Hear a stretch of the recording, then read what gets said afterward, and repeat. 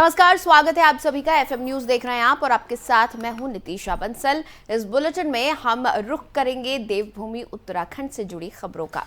सबसे पहले बात होगी हरिद्वार की, जहां पर त्रिस्तरीय पंचायत चुनाव के बाद उत्तराखंड बीजेपी में काफी उत्साह का माहौल देखने को मिल रहा है। चुनाव के बाद जिला पंचायत सदस्यों का बीजेपी में शामिल होने का सिलसिला जारी है। इस चुनाव में बीजेपी के 16 जिला पंचायत सदस्यों ने जीत हासिल की है।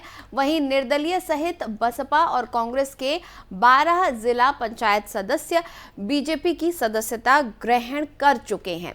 बीजेपी को मिली जीत के बाद बसपा, कांग्रेस और निर्दलीय नेताओं की बीजेपी में शामिल होने की होड़ लगी हुई है।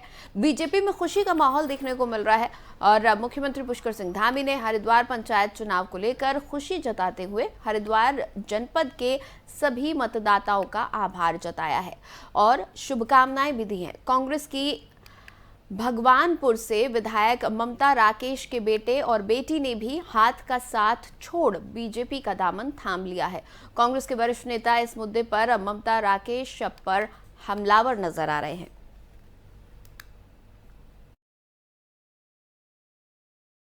हरिद्वार की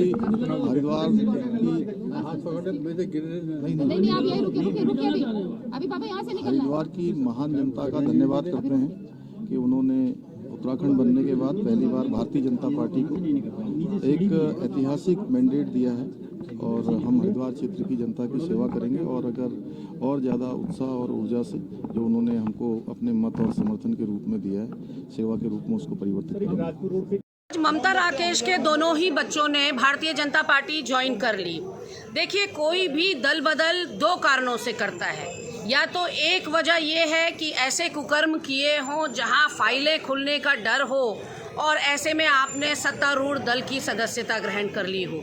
वहीं दूसरा कारण ये हो सकता है कि बहुत जल्दी आपको पैसा कमाना है, बहुत जल्दी आपको पद प्रतिष्ठा चाहिए, या आप अवसरवादी हैं, लालची हैं, इस वजह से आप दल बदल करते हैं। वैसे अगर देखा जाए तो ममता राकेश के बच्चे क्या हैं, क्या थे, उनका वजूद क्या है। ममता राकेश और स्वर्गीय सुरेंद्र राकेश जी को कांग्रेस पार्टी के टिकट पर विधायक बने, उनके पिता मंत्री बने, मां कांग्रेस के टिकट पे 3 बार की विधायक हैं। ऐसे में अगर वो भारतीय जनता पार्टी का रुख करते हैं, क्योंकि उनका पूरा बचपन और आज जिस दहलीज पर वो खड़े हैं वो कांग्रेस पार्टी का, उसमें बहुत बड़ा योगदान है कि पिता की मृत्यु के बाद कांग्रेस ने उनकी मां का हाथ थामा और 3 बार की विधायक उनकी मां बनी है कांग्रेस पार्टी की बदौलत। ऐसे में वो छुरा भोंक कर जाते हैं कांग्रेस पार्टी की पीठ पर।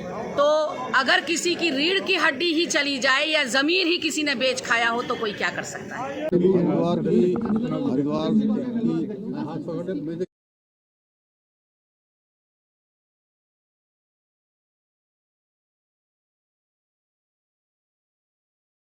और उधर अंकिता हत्याकांड मामले में बड़ा खुलासा हुआ है। आरोपी पुलकित ने उगली है सारी सच्चाई। झगड़े में अंकिता ने फेंका पुलकित का मोबाइल। सोची समझी साजिश के तहत हत्या की गई थी। आधिकारिक सूत्र ये बता रहे हैं सीसीटीवी से बचने के लिए जंगल के रास्ते नहर के तरफ गए थे और 800 से ज्यादा मोबाइल नंबर इस वक्त खंगाले जा रहे हैं। तो बड़ी खबर आपको बता रहे हैं, अंकिता हत्याकांड में आरोपी पुलकित आखिरकार पुलिस के सामने टूट गया और उसने कई सच उगले हैं, कई झूठ भी सामने आए हैं जो अब तक ये आरोपी पुलिस को, जांच एजेंसियों को बता रहे थे। इस पूरे मामले में ये साफ होता नजर आ रहा है कि अंकिता की जो हत्या है वो एक सोची समझी साजिश के तहत की गई थी। ये भी पता चला कि झगड़े के बीच अंकिता ने पुलकित का मोबाइल फेंक दिया था और सीसीटीवी कैमरे से बचने के लिए नहर की तरफ जंगल के रास्ते से ले जाया गया था अंकिता को। और आधिकारिक सूत्र ये बता रहे हैं कि कई फ़ोन नंबर्स हैं जिनको तलाशा जा रहा है, जिनके बारे में जांच की जा रही है। करीब 800 ऐसे नंबर हैं जिनकी जांच लगातार चल रही है और जांच इस पहलू पर भी चल रही है कि आखिर वो कौन वीआईपी था जो रिजॉर्ट में आ रहा था, जिसको लेकर अंकिता पर दबाव बनाया जा रहा था। तो बड़ी खबर आपको बता रहे हैं, अंकिता हत्याकांड मामले में बड़ा खुलासा हुआ है। आरोपी पुलकित ने उगली है सारी सच्चाई। झगड़े में अंकिता ने पुलकित का मोबाइल फोन फेंक दिया था और सोची समझी साजिश के तहत यह हत्या की गई थी। सीसीटीवी से बचने के लिए जंगल का रास्ता इस्तेमाल किया गया और अब कई मोबाइल फोन हैं जो सर्विलांस पर लगाए गए हैं, कई नंबर हैं जिनकी जांच की जा रही है, करीब 800 ऐसे नंबर हैं जिन पर जांच एजेंसियों की नजर है।